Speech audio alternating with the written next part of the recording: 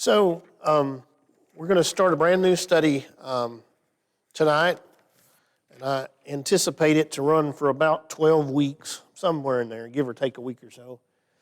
And it's going to be on the Jewish festivals and how they relate to Christ.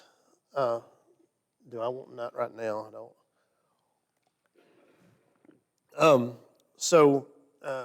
So we're not just necessarily trying to see how did the Jews celebrate Passover or Feast of Tabernacles in the Bible times, or not even necessarily how do they celebrate it today. We're going to look at that, but ultimately what we're trying to see is how did these festivals foreshadow the coming of Christ? Because every one of them points to Christ.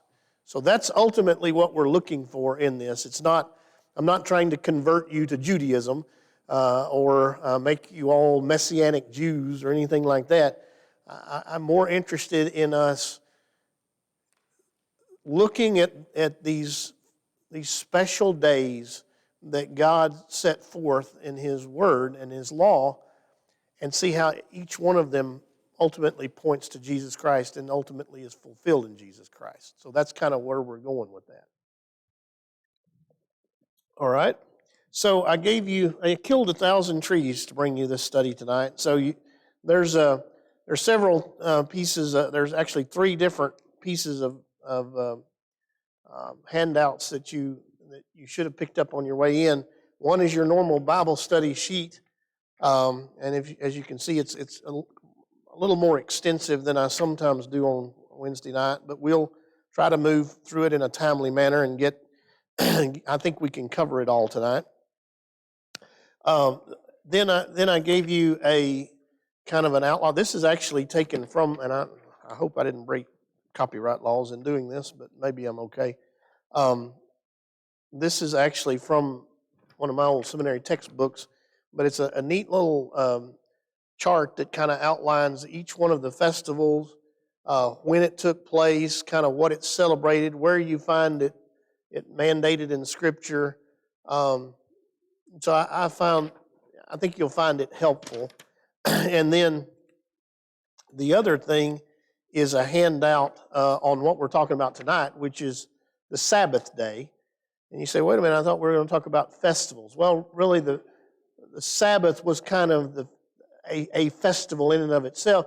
And really the Sabbath, the principle of the Sabbath is what all of the other festivals kind of are based on. So you really got to start with the Sabbath day and have a proper understanding of that to really get the rest of the Passover and Pentecost and Tabernacles and all the others. They all kind of fit around Sabbath and a basic understanding of Sabbath. So we're going to talk about Sabbath tonight. And you can see Shabbat is just the Hebrew transliteration of Sabbath. So don't let that throw you. That's Sabbath in what we're talking about tonight. This I got this information off of the Jews for Jesus website. So that's a really good resource if you want to know some more, about the different festivals and that sort of thing. I actually had tried to line up my idea, and I actually had them scheduled, was to get a speaker from Jews for Jesus to come in. I had them scheduled around Easter of this year to kind of go over the Passover celebration and how it all relates, all the elements relate to Christ, which I thought would be really cool. I'd done it in a church that I'd been at before, and they called back last fall and canceled due to COVID. So they said, we're scheduling now for 23, and I'm like, man, I don't even know if we're going to be here. Jesus may come back before 23, so I don't know. I would like to at some point get them, but it won't be this year. The COVID has them running scared, I guess. But anyway, so we're going to start with Sabbath day, and I think we're going to start with some preliminary ground rules on these holy days, these festival days, lest we get carried down the wrong path and start to get the idea that, and I've had people ask me all kinds of questions. Why don't we celebrate Passover? Why if the Bible says it's a everlasting commandment, why don't we celebrate Passover anymore? I've had that question. I've had why, if we're supposed to remember the Sabbath, which is Saturday, why do we worship on Sunday? And aren't we breaking the Ten Commandments when we do that? And so lest we get carried down a darksome path into legalism, I thought it would be good to kind of start with some ground rules on this. So just share a few scriptures with you. I'm in Romans chapter 4, and I'm going to kind of hit these kind of quickly. Romans chapter 4, verse 1, Paul says, "Receive one who is weak in the faith, but not to disputes over doubtful things. For one believes he may eat all things, but he who is weak eats only vegetables. Let not him who eats despise him who does not eat, and let not him who does not eat judge him who eats, for God has received him. Who are you to judge another servant? To his own master he stands or falls. Indeed, he will be made to stand, for God is able to make him stand. One person esteems one day above another." He's talking about the holy days here. "Another esteems every day alike. Let each be fully convinced in his own mind. He who observes the day observes it to the Lord, and he who does not observe the day to the Lord, he does not observe it. He who eats to the Lord, for he gives God thanks, and he who does not eat to the Lord, he does not eat and gives God thanks. For none of us lives to himself, and no one dies to himself. For if we live to the Lord, and if we die to the Lord. Therefore, whether we live or die, we're the Lord's." So basically, the gist of what Paul is saying there is that faith allows us a deeper understanding of these holy days, including the Sabbath day. He's saying, look, it's not about a particular day or a commandment that's given. Jesus would also say, man was not made for the Sabbath was made for man. So faith allows us a deeper understanding to see that these holy days, including the Sabbath, they're not an end in and of themselves. They point to a greater reality. And we know that greater reality is Jesus Christ. All right, look at Colossians chapter 2. Colossians chapter 2, verse 16. Paul says, "So let no one judge you in food or in drink or regarding a festival or a new moon or a Sabbath, which are a shadow of things to come, but the substance is of Christ." So Paul here makes it clear that these holy days, these festivals, they are a type and shadow of Jesus Christ. They point to a greater reality. They're not an end in and of themselves. And Galatians chapter 4, verse 8. Right? 8. "But then indeed, when you did not know God, you served those which," is that right? Galatians 4, 8. "Indeed, when you did not know God, you served those which by nature are not God's. But now, after you have known God, or rather are known by God, how is it that you turn again to the weak and beggarly elements to which you desire again to be in bondage? You observe days and months and seasons and years. I'm afraid for you, lest I have labored for you in vain." So he's saying, look, it's more than just the law. It's about faith. It's about a relationship with Jesus Christ. So these holy days, these festivals were commands, but they were commands to point us to a greater reality. And ultimately, that reality is fulfilled in Jesus Christ. So that's where we need to understand and come from that understanding that we're not approaching it to try to bind ourselves into some sort of legalism that we have to observe these festivals in order to be good Christians. We're coming at it to try to understand why they were given and what they were about, so that we can see how they point to Christ. Questions on that?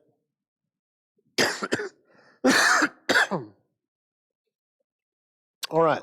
So let's start, with that being said, let's start with the first, which, as I said, is going to be the Sabbath day, which in some ways you could say is not really one of the festivals, but in some ways it's sort of the groundwork, the key piece to every festival, because the Sabbath sort of is the beginning of it all. So we're going to be in Leviticus chapter 23. So here's the deal with this study. Because Leviticus is that book that everybody avoids, right? So, you get all fired up, in January, and you're going to read the Bible through in a year. And you read Genesis, and it's great because you get to read about Abraham and Isaac and Jacob and Noah and all of that.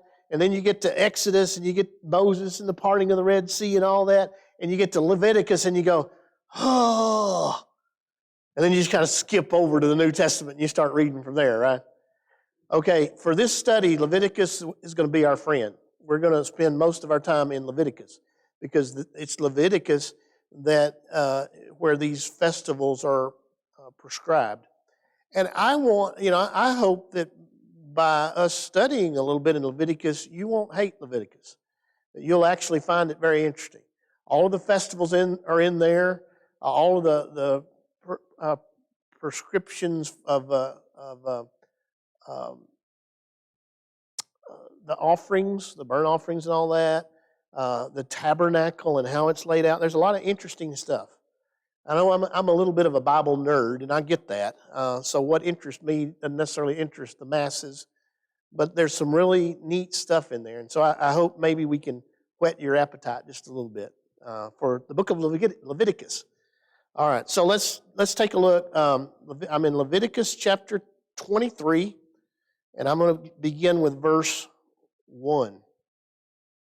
The Lord spoke to Moses, saying, Speak to the children of Israel and say to them, The feast of the Lord, which you shall proclaim to be holy convocations, are my feast. And then he begins with the first one, which is the Sabbath. Verse 3. 6 days shall work be done, but the seventh day is a Sabbath of solemn rest, a holy convocation. You shall do no work on it. It is a Sabbath of the Lord in all your dwellings. Okay, so we're going to talk about the Sabbath. I think it's interesting, as I was researching this out, I was reading, how Jews think about the Sabbath. And one of the commentators that I read said, the Jews see the Sabbath not as a burden, but as a gift. I thought, man, that's amazing. Because, and then I thought, as Christians, how do we see Sunday?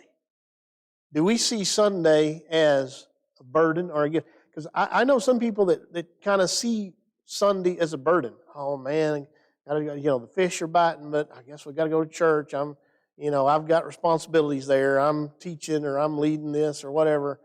And, Sunday is seen as a burden. To the Jew, they didn't see it. Even though they were commanded to observe it, to them it wasn't seen as a burden. It was seen as a gift. And I thought, man, it's a whole different mindset. If we can get to where we see Sunday as a gift and get excited about that. I always, I'm going to brag on my wife a little bit. I don't do that very often, so I'm hoping for a good supper out of this deal. But anyway, I have to say, when our boys were growing up, when they were little, and they're preachers' kids, so they were drugged to church every time the door was open. I mean, literally, they were, and ours wasn't a family where Daddy goes to work and preaches, and Mama and the kids stay home. I mean, unless somebody was sick, my family was at church. But I never once heard Lisa say, it's Sunday, we got to go to church today. It's Wednesday night, get your shoes on, we got to go to church. Now, I might say that, but she always said, it's Sunday, we get to go to church today. It's Wednesday night, we get to go to church tonight and see our friends and learn about Jesus. And it's just a whole different mindset, a whole different approach. Is church what we got to do or what we get to do? And how you look at it makes all the difference, I think. Okay, so first of all, when was it celebrated? Starts Friday night sundown and goes till Saturday night sundown. So it's Friday night, sundown Friday night to sundown Saturday night. And what you say, why would that? Well, the Jews count time from sundown to sundown. We think of a day from pretty much from sunup to sunup. Our officially a day goes from 12 o'clock midnight is when the day starts over. But in our common way of thinking, we would say, the morning. If you said, how was your Wednesday? I'd say, it wasn't too bad. It was, we had the morning and then we had the evening and that was pretty much how Wednesday went. Well, that's not. Now, one of the main things that Sabbath was celebrating was God's work in creation. Now, how does the creation story begin? It doesn't say it was morning and it was evening the first day. What does it say? It was darkness and then light came. And then at each day it summed up this way. It was evening and it was morning the first day. It was evening and it was morning the second day. Now that's backwards how we would say it. We would say, well, it was morning and then it was evening and that was the first day. But in the creative story, it was evening and it was morning the first day. So by that reckoning, Jews count time the way they assumed God counted time. It was evening and it was morning, and that made a day. And so consequently, the Sabbath started when Saturday started, which was the beginning of the day, which was sundown Friday. That marked the evening. And so technically Saturday started in what we would call Friday night. So sundown Friday was the beginning of it, and it went through sundown Saturday. You couldn't do any work during that time. It was a day set aside to worship God and to rest. So you rested from your work, from your business, and it was a day of worship dedicated to the Lord. What did it commemorate? There were two basic things that the Sabbath day was meant to celebrate or to remember. One was God's redemptive act of creation. So it's all about, you need to get this, the Sabbath was all about remembering God's redemption. It's all about redemption. You need to understand that for it to make sense down the road. So it remembered two acts of redemption. His redemptive acts in creation, Exodus 20, verse 8. Exodus 20, verse 8.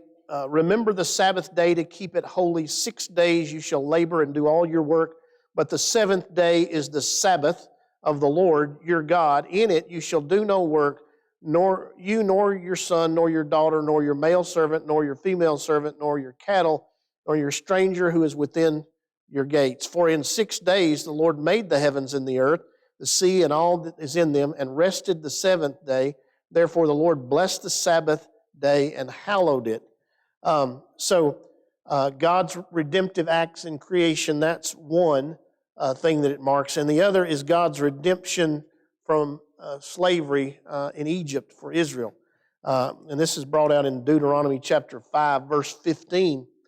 Deuteronomy 5:15, remember that you were a slave in the land of Egypt, and the Lord your God brought you out from there by a mighty hand, by an outstretched arm. Therefore the Lord your God commanded you to keep the Sabbath day. So, Sabbath is all about redemption. Two acts. Redemption in God's redemptive act in creation, God's redemptive act in delivering from slavery in Egypt. All right. So, I'm going to catch somebody on this because I always do. What does the term Sabbath mean? Somebody said it. Rest, yes. I always get somebody that wants to say 7. and I thought, as a kid growing up, I kind of thought that. The Sabbath day, the 7th day. But it actually means rest. On the 7th day, God rested. And He hallowed the day, and He commanded His people to rest on that day. So the Sabbath day is a day of rest. That's the idea. The spiritual significance of the Sabbath was one, it was a day to rest, it was a day to remember, and it was a day to worship the Lord. Now, those principles, I believe, are eternal. So when we come to the 10 Commandments, and it says, remember the Sabbath day to keep it holy. We're going to talk in a minute why we worship on Sunday instead of Saturday. So, and I pointed out Scripture to you that said that it's not the day necessarily that's important, but I think those principles behind the Sabbath day are still in effect. God created you to need a day off, to work, but then also to have a day to rest, to remember His redemptive acts, and to worship Him. Questions on those verses? All right, well, let's move on then to the New Testament, and let's take a look at what Jesus has to say about this, because Jesus was a Jew, a good Jew, who kept the law perfectly, and yet He seemed to always be at odds with the religious leaders of His day, and it frequently had to do with their interpretation of the Sabbath day. So let's see what Jesus has to say about this. Matthew chapter 12. Verse 9, Matthew 12, 9. Now when He had departed from there, He went into their synagogue. It's talking about Jesus here. And behold, there was a man who had a withered hand. And they asked Him, saying, Is it lawful to heal on the Sabbath? That they might accuse Him. He said to them, What man is there among you who has one sheep, and if it falls into a pit on the Sabbath, will not lay hold of it and lift it out? Of how much more value then is a man than a sheep? Therefore it is lawful to do good on the Sabbath. And also in Mark chapter 2, let's see what he has to say there. Mark 2:23. Mark chapter 2, verse 23. Now it happened that He went through the grain fields on the Sabbath, and as they went, His disciples began to pluck the heads of grain. And the Pharisees said to Him, Look, why do they do what is not lawful on the Sabbath? But He said to them, Have you never read what David did when he was in need and hungry, he and those with him, how he went into the house of God in the days of Abiathar the high priest, and ate the showbread, which is not lawful to eat, except for the priest, and also gave some to those who were with him? He said to them, The Sabbath was made for man, and not man for the Sabbath. Therefore the Son of Man is also Lord of the Sabbath. Okay, so just quickly, let's pull some principles out about what Jesus is saying here about the Sabbath. The Sabbath is not an end in and of itself. In other words, He says man is not made for the Sabbath. Sabbath was made for the man. In other words, it wasn't about a day that man could have to keep it and follow the law to feel good about themselves. It was a day set aside to rest from their labor, worship God, and and remember Him. And they got it mixed up. They got it backwards. They got it messed up.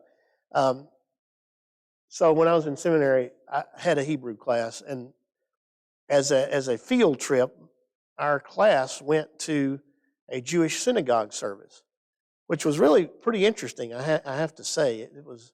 I'd kind of like to take y'all on a field trip to that, one of those, but I don't know that they'd let us in. But it was pretty interesting,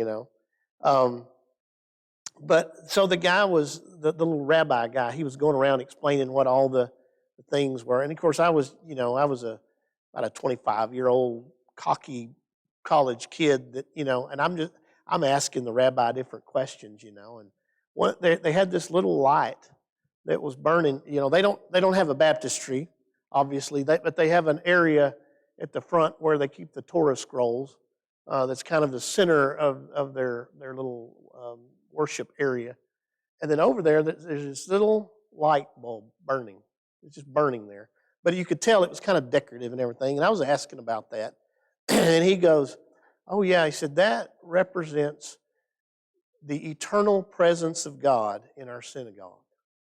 I said, I thought, okay, well, that makes sense, I guess. And if he'd have just quit talking right there, I would have had far more respect for him. But he goes, yeah, it's really kind of embarrassing when that thing burns out on Friday night and you have to go do your synagogue services without the light of the eternal presence of God, because you can't change the light bulb because that'd be working on the Sabbath. And I'm like, I didn't say anything. I bit my tongue because I'm the guest there. But I'm thinking, that's like the dumbest thing I've ever heard. You would rather go without that which symbolizes the eternal presence of God in your house of worship than to do the amount of work it takes to change a light bulb. But that's just how backwards, how convoluted it became, even by the time of Jesus' day, and it's worse now. I mean, with each generation, it gets a little more ridiculous, the legalism in it. So the Sabbath is not an end in and of itself. It's an end that points to a greater reality, and that is Jesus Christ. Secondly, people are more important than sheep. That's what Jesus teaches. Or a day. People are more important than a day. That's the idea. So it's lawful to do good on the Sabbath. If you have an opportunity to help somebody on the Sabbath, and it involves you working to do that, guess what? Jesus said, go ahead and help them. That's what the Sabbath is about. It's about doing good. We set aside a day to serve Jesus, but don't set aside Jesus to serve a day. And I think that's kind of the lesson through it all. We set aside a day to serve Jesus, but let's not set aside Jesus just to serve a day. And that seems to be the idea. All right, questions on that?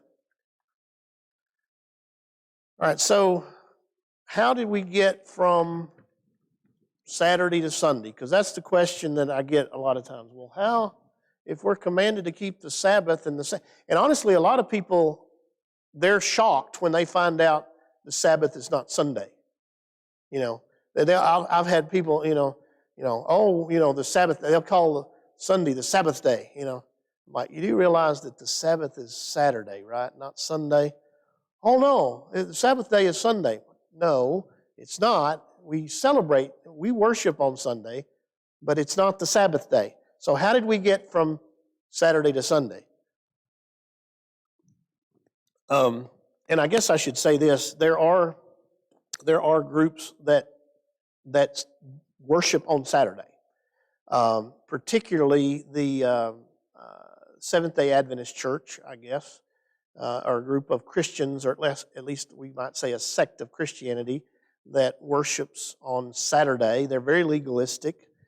They believe that you have to keep all of the Jewish laws in order to be a good Christian. They even teach that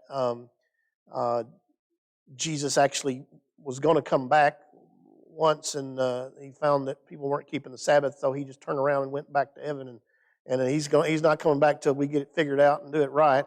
A lot of odd kind of things about that, but there are groups that do, Christian groups that worship on Saturday, there is a branch of Seventh-day Baptist. I don't think their numbers are very large, but there are that. But by and large, Christians traditionally have worshipped on Sunday. So how did we get there? Well, first of all, let's talk about America. Do we have a civil equivalent as Americans to the Sabbath day? What? No, not really. Not to that extent, for sure. When we were in Israel, there was nothing. We had to drive into Palestinian-controlled parts of Israel to eat lunch on the Sabbath because there literally wasn't a restaurant open on the Sabbath. There's nothing. They do no work. Lisa was saying that, and I don't really remember this, but apparently in the hotel we stayed in, they had a separate elevator just for the Sabbath. I don't know. Maybe it didn't go to as many floors or something. I don't know. I'm not exactly sure what sanctified it as the Sabbath elevator, but it's a huge deal. We really don't have anything like that. Now, when I was a kid, they used to have what they call blue laws in Texas. I don't know if you had them in Oklahoma, but they were certain things that you could buy on Sunday and certain things that you couldn't. They really never made a lot of sense. You could buy a Field and Stream magazine, but you couldn't buy a little golden book for your kid. You could buy a hammer, but you couldn't buy nails. You could buy beer and wine, but not till after 12, because they wanted to give the church folks time to get home before the drunks got on the road. But you couldn't buy hard liquor, and all that was a lot of just odd rules. But nothing that really said, as a nation, we're going to shut everything down on Sunday. Now, when I was a kid, it was hard to find a grocery store open on Sunday. You might find a convenience store. I mean, you might find a 7-Eleven, but you couldn't go to, like, Reese's wouldn't be open, or Walmart wouldn't be open. That was kind of before the days of Walmart, that kind of thing. Couldn't go to a cafe. There wasn't no cafes open. I mean, and if a cafe opened on Sunday, then you did not. I mean, he'd go out of business in 6 months because the townspeople would boycott him for being open on Sunday. There was no ball games that were played on. I mean, I'm talking about high school or Pee Wee or Little League or any of that stuff, or Wednesday night, because Wednesday night was church night. It wasn't no point in planning a game because nobody'd show up anyway. None of that happens anymore. They don't care. They'll play games on Sundays. They'll play games on Wednesdays. Graduation will be on Sunday morning. I mean, about the closest thing that we have to a civil observance of the Sabbath day on Sunday is Chick-fil-A. You still can't get Chick-fil-A on Sunday. But, when he dies and somebody else takes over, then you can probably get it on Sunday, yes. Well, I personally think we were better off when people didn't try to work on Sunday and went to church and worshiped the Lord on Sunday. That's what I personally think. Now I don't want to become legalistic either and pass judgment on somebody, for whatever reason if they feel like they have to work. But I think that there's a whole lot of work that goes on Sunday that's keeping people out of church that we could do without. I mean, I can live without, going down to my favorite restaurant on Sunday afternoon and eating. I can go home and eat a bologna sandwich and make it fine and let those people go to church.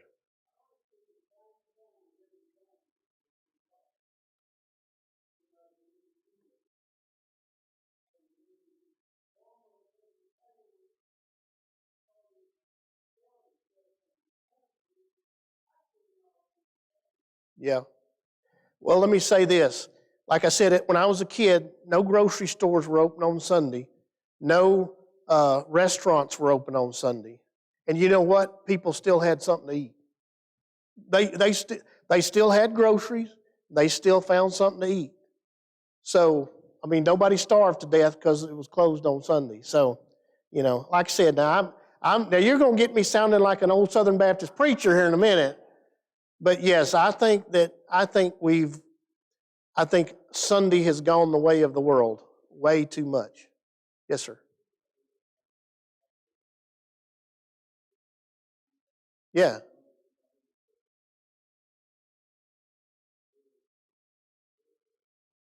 right.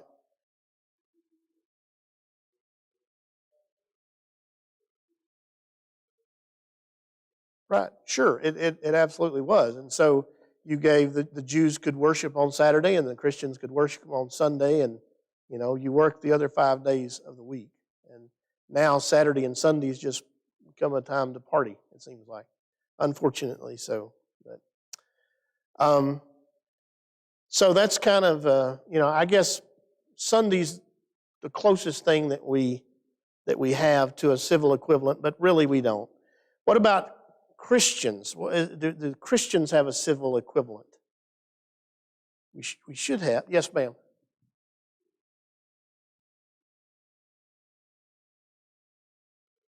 Right, and we're going to talk a little bit about that as well. That there are some professions that you have to work on Sunday. Guess what? According to according to the law, the legalism of it, I'd break the Sabbath every Sunday because that's a work day for me. So how do I approach that? Well, I approach it that those principles are still in place. I still need a day of rest. I still need a day of worship, and I still need a day of remembering the Lord's redemptive acts.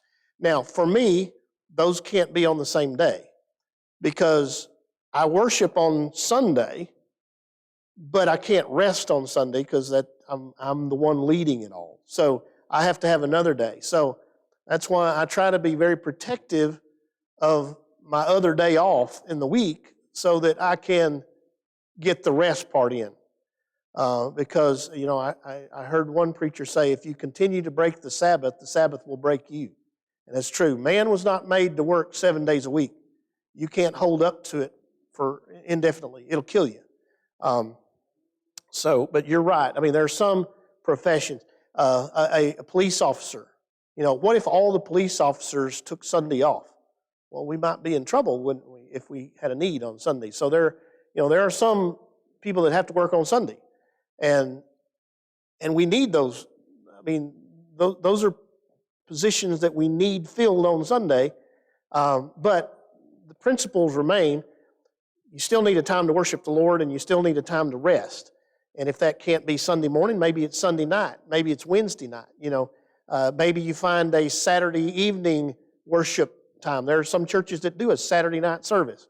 I don't know that would work necessarily in our town and for our church, but sometimes you have to be creative with how you get your worship in, but you have to get those in for sure. So for Christians, our equivalent is Sunday, and like I said, how did that take place? How did we get switched over from Saturday to Sunday? Well, originally, the Christians worshipped on both days. They worshipped Saturday in the synagogue, and they worshipped on Sunday. Because originally, the first Christians, they didn't see Christianity as a new religion. They saw it as the fulfillment of Judaism. That Jesus Christ is the fulfillment of Judaism, of all the promises of Judaism. And so they would go to the synagogue service on Saturday, and they would worship, and they would listen to the Torah being read, and then they would meet on Sunday. Now, why Sunday? What happened on Sunday? Yeah, we're celebrating the resurrection of Jesus. So they would meet on Sunday, and they would usually in somebody's home, and they would meet together as believers, and they would worship Christ on Sunday. Now, here's where the problem began. when they would go to the synagogue services, they weren't content to just sit there and listen to the rabbi read the Torah scroll. They kept feeling a need to try to tell people about Jesus. Well, obviously, the rabbi didn't take too kindly to that, and the religious leaders didn't take too kindly to that. They'd already crucified the leader of that new religion, that new sect that they saw it as, and they weren't taking kindly to Jesus now being preached in their synagogue. So it wasn't long before the Christians got kicked out of the synagogue.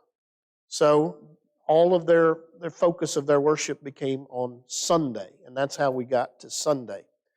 So what does Sunday commemorate for Christians? And how is it tied to the Sabbath? Well, remember, I told you the Sabbath is about redemption, remembering God's redemptive act in creation and His redemptive act in delivering from slavery in Egypt. All right, well, Sunday is all about celebrating the resurrection of Jesus, and it's still about God's redemptive act, but now it's God's redemptive act through Jesus. His redemptive act through the new creation that comes through Jesus Christ, and His redemptive act by Jesus delivering us, not from the slavery of Egypt, but from the slavery of sin and death. So that's what it remembers. We meet together on Sunday to celebrate God's redemptive act through Jesus Christ. At least 3 scripture references that Christians worship on Sunday. I'm just going to give you these because we're kind of running out of time. Revelation 1:10 that's where John says, "I was in the Spirit on the Lord's day," talking about Sunday. Acts 20 verse 7 talks about the believers worshiping on the first day of the week. And 1 Corinthians 16:2, I believe, is where Paul is talking about letting the church take up an offering when they meet on the first day of the week to help a sister church in need. And the idea is that they're regularly meeting on Sunday, on the first day of the week. All right, questions? Now, let's take a look at a couple of scriptures that kind of point to the deeper meaning of the Sabbath.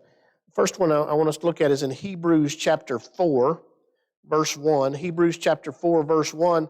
"Therefore, since a promise remains of entering His rest, let us fear lest any of you seem to have come short of it. For indeed the gospel was preached to us as well as to them." He's talking about the Old Testament saints, the Old Testament Jews. "But the word which they heard did not profit them, not being mixed with faith in those who heard it. For we who have believed do enter that rest, as He has said, 'So I swore in my wrath, they shall not enter my rest.' Although the works were finished from the foundation of the world, for He has spoken in a certain place of the seventh day. In this way, God rested on the seventh day from all His works. And again in this place, they shall not enter my rest. Since therefore it remains that some must enter it, and those to whom it was first preached did not enter because of disobedience, again He designates a certain day, saying in David, 'Today, after such a long time as it has been said, today if you will hear His voice, do not harden your hearts.' For if Joshua had given them rest, then he would not have afterwards have spoken of another day. There remains therefore a rest for the people of God, for he who has entered his rest has himself also ceased from his work, and God, as God did from his. Let us therefore be diligent to enter that rest, lest anyone fall according to the same example of disobedience." And how about Matthew chapter 11, verse 28. Matthew 11:28, Jesus speaking says, "Come to me, all you who labor and are heavy laden, and I will give you rest. Take my yoke upon you and learn from me, for I am gentle and lowly in heart, and you will find rest for your souls. For my yoke is easy and my burden is light." Okay, so here's just some basic principles out of these verses that we read. Number one, not everyone who ceases labor finds rest. In other words, just because you're not working doesn't mean you're at rest. Rest comes from God and the peace that comes from Him. Number two, a promise of rest remains. It wasn't ultimately fulfilled in anything that happened in the Old Testament. It's a promise of rest remains. Number 3, Jesus is the Joshua who gives his people rest. Now, here he says, and he's talking about Joshua in the Old Testament when he led the people into the land of Canaan to give them quote-unquote rest, but then there's still a promise of rest remains. So he said, if Joshua would have given them rest, they wouldn't speak of another day of rest. What is the Hebrew? Let me say it this way. What is Jesus' name in Hebrew? Joshua. Isn't that cool? He is the ultimate Joshua that gives his people rest. And number 4, the Sabbath foreshadows the greater rest that's found in Christ. So that's the idea there. All right, I'm moving rather quickly because I do have a little video that I want to show you. So go to your little theological summary there. Before observing each holy day, the Jews first thank God for giving it. So how should we as Christians approach Sunday? I think it should be joyfully.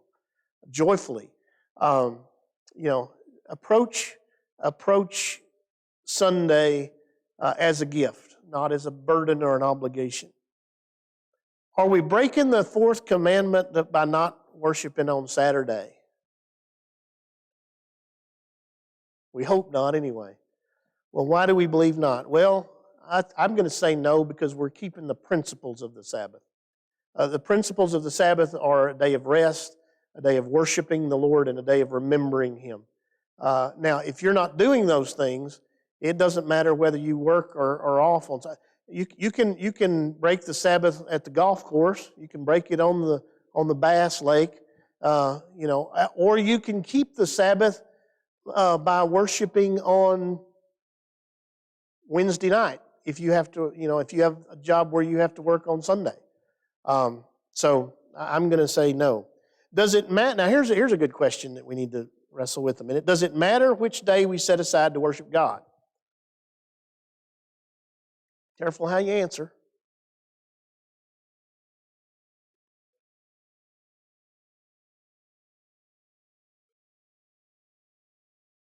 So we're definitely told to do it. The answer is kind of yes and no. We're not under the law, the legalism that says, well, if you go out and break your leaves on Sunday afternoon, then you've broken the Sabbath and God's mad at you now. But if you're asking, does it matter which day we set aside? I think it kind of does, because there's something significant about Sunday. Number 1, it celebrates the resurrection of Jesus. Jesus didn't rise from the dead on Tuesday. He rose on Sunday morning. So there's symbolism in that. And then you're also bucking 2,000 years of church history, because for 2,000 years the church has worshiped on Sunday. So, and I think some people, I'm a little disturbed with some of the movements in churches today to try to change things just to be different. Some things need to be changed. Some things are old. They're not pertinent anymore, and they're not leading people to Christ. They're leading them away from Him. So maybe those things need to be changed. But then I think some people get so gung-ho on change that they just want to change to be different. So you get these, seeker churches, and we're not going to meet on Sunday morning. We're going to meet at midnight Friday night. We're going to have, a secret church. We're all going to sit together like we've got some sort of secret that the world don't know about.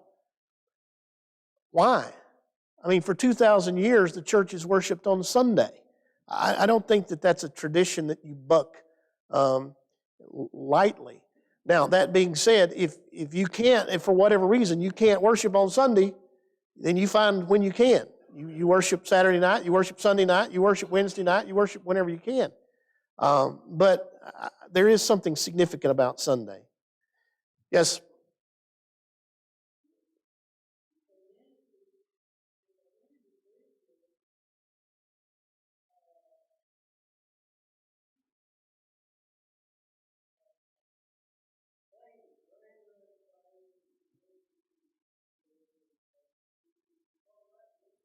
Well, I think that we're commanded to come together corporately.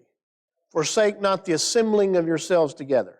So yes, there's a sense which I can pray and read my Bible and worship God by myself, but we're also commanded to come together as a body. So I give you a little few case studies, and I just kind of want to throw these out. And you tell me, do you think this constitutes breaking the Sabbath or not? Here's the first one. A young father works 40 hours a week, Monday through Friday. He takes a second job on the weekends to bring in some extra cash. Is he breaking the Sabbath or not?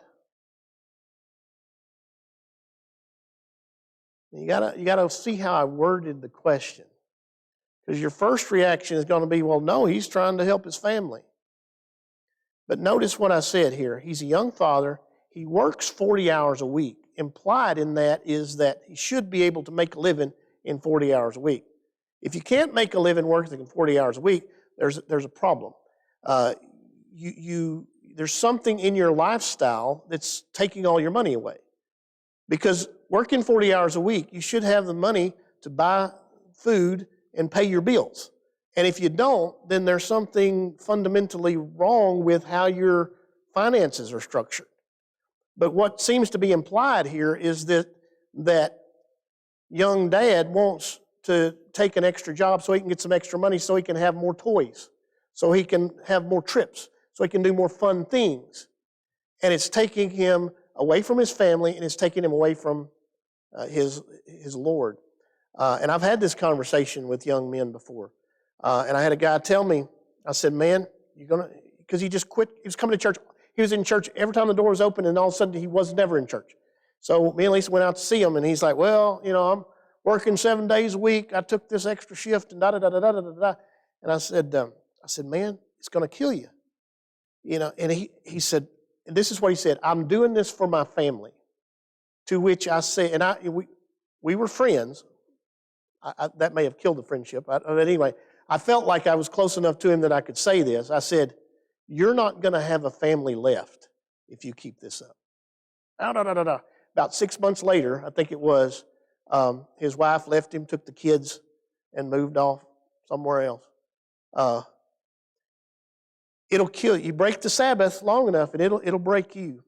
I don't know that my dad ever had a lot of great pearls of wisdom that he doled out to me that I could carry with me into life and say, okay, well, that made my life better for knowing that.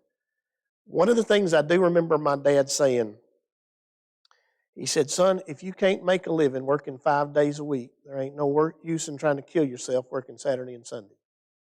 Now, I don't know how you feel about that. You might say, well, your daddy was a lazy dude, and maybe he was. But I do think there's some truth to that. That, having food and raiment, let us therefore be content. That's what the Bible says. And if the Lord has given me a job where I can work 40 hours a week and make a living doing it, then I shouldn't be greedy to the point that I'm taking time away from my family and time away from my Lord. So I'm going to say yes, he's breaking the Sabbath there. How about this? A retired gentleman reads his Bible while fishing at the lake on Sundays. And I'm going to say he's breaking it there. There is this idea that, well, I'll worship, I can worship God in my own way. Well, no, you worship God in His way, as He's commanded. This idea of I'll worship God in my own way and He can take it or leave, and guess what He's going to do? He's going to leave it. So, how about this one? And I think this is one that we had kind of come up earlier. A young nurse attends a special Saturday night service at her church because she often has to work on Sundays. Is she breaking the Sabbath? No, I think she's keeping the Sabbath. I had a highway patrolman in my church in Tennessee who he got saved, and he came to me. He was very concerned. He said, Brother Mark, I feel bad because I have to work on Sunday. I can't come to church. Am I breaking, the Sabbath? I said, well, I don't want all the highway patrolmen in Tennessee to take off on Sunday morning. That's not a good thing. I said, do you work Sunday night? He's like, no, I get off on Sunday night. I said, do you work Wednesday night? He says, no, I work days. I'm off nights. I said, well, how about you come Sunday night and Wednesday night? He said, you think the Lord will be okay with that? I said, I'm pretty sure He will. He never missed a service. I mean, by the time we left, he was in church every Sunday night and Wednesday night. Now, he was never there on Sunday morning, but you could count on him being there. I believe he was keeping the Sabbath in the only way he could. A family on their way to church stops to help an elderly lady with a flat tire. Did they break the Sabbath? No, because they're helping people. I think that's good. A lady attends church regularly every Sunday but dies having never known Jesus. Did she break the Sabbath? In the ultimate way, because rest is ultimately found in Jesus Christ, right? All right, so, and I'm sorry I've kept y'all, but I do have about 6.5 minutes worth of video. I encourage you to hang with me. There's 2 little segments. The first is a Jewish lady, teacher person, who is kind of explaining how a Sabbath dinner is celebrated. And then the second video is a Jewish family celebrating the Sabbath dinner, and it's got 2 really cute little kids that you're going to like it. So let's watch this.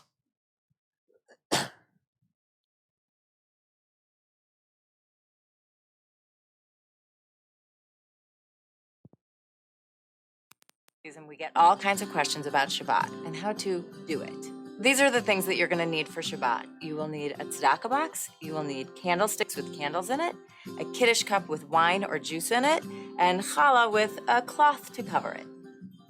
So the first thing that we do for Shabbat is to put some money in a tzedakah box. And tzedakah is our practice of giving money to those who are in need. We think it's a nice way to start Shabbos by giving some tzedakah. The second thing that we do is we light Shabbat candles. And after we light the candles, we bring our hands to our eyes 3 times, cover our eyes, and say the blessing.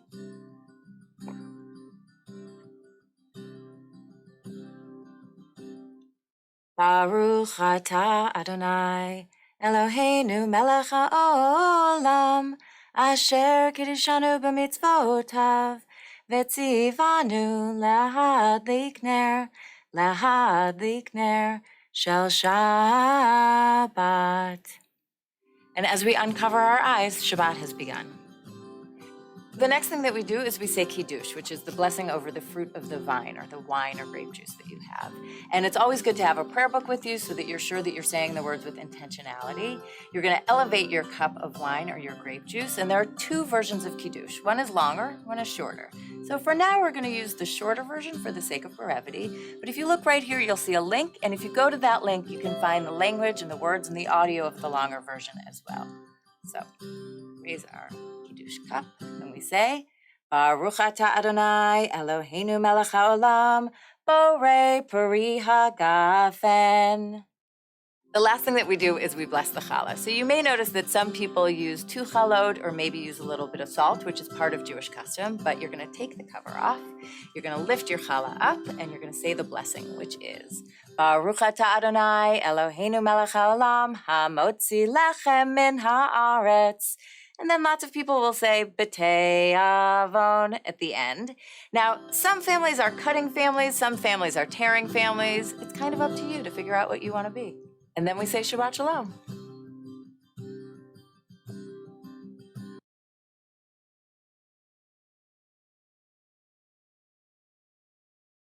We're going to do Shabbos. Mommy's going to make sure that the candles don't fall out when it's time to light the candles, okay? Do you girls have your tzedakah? Yeah. There's a tzedakah over here. Okay. You have your tzedakah box? All right. You want to hand out, Alyssa, can you hand out the pennies, please, for tzedakah? I got one. You got one? Mm-hmm. And then Here's one for your papa. And here's one for Zadie. After Zadie, then we can do Grandma. do one for Zadie and Grandma? Very nice. What is it? Grandma. That's for Grandma. Ready? Do you have a penny, a penny, a penny? Do you have a penny for tzedakah today?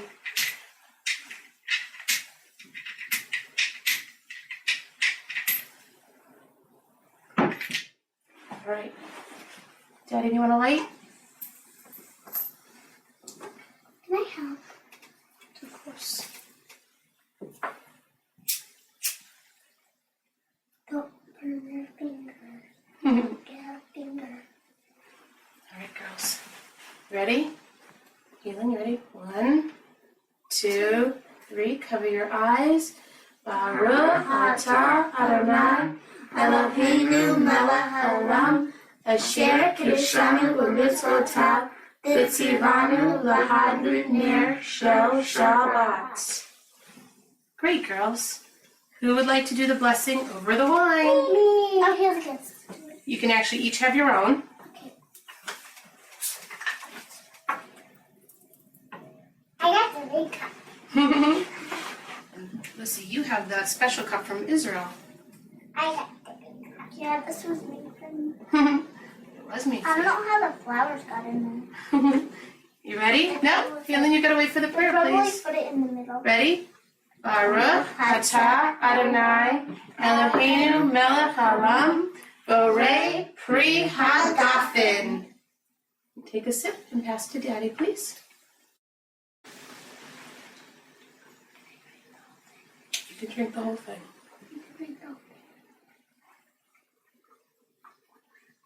Okay. And what comes next? Helen, what comes next? What comes next? Helen, what comes next? The? Oh, I got this. Okay. The challah. Ready? Just cover it like this. Ready? Put your hands on it. Hamotzi lechem haaretz. We give thanks to God for bread. Our voices rising songs together. As our joyful prayer is said, Baruch atah Adonai Eloheinu melech haolam hamotzi lechem min haaretz. Amen. Should we rip? Yep. Yeah, we should rip. I got one. Let me butter. This is good. Shabbat shalom. I want butter. But so long. Shabbat shalom. Shabbat shalom. Give Daddy kisses. What do you say? What do you say? I want butter. I want butter. Okay.